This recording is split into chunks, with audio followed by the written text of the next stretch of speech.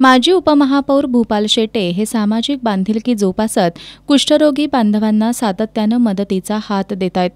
कुष्ठरोग पीडितांच्या अडीअडचणी सोडवण्याबरोबरच अशा व्यक्तींना सन्मानानं जगता यावं यासाठी शेटे प्रयत्न करत असून स्वाधार नगरातील कुष्ठरोग बांधवांच्या मुलांना प्रत्येक वर्षी स्वखर्चातून शालेय साहित्य आणि गणवेश वाटप केलं जातं.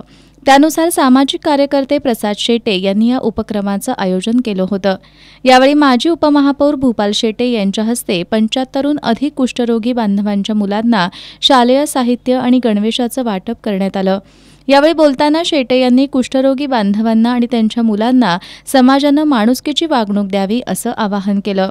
यावेळी पंडितराव ठोंबके, प्रसाद शेटे, नितीन पवार, अमोल यादव, राहुल कांबळे, दर्शन खत्री, रवी कांबळे, युवराज घाटगे, गणेश सातपुते, सुनील लोकरे, रोहित बागडे यांच्यासह कुष्ठरोगी बांधव तसंच विद्यार्थी उपस्थित होते.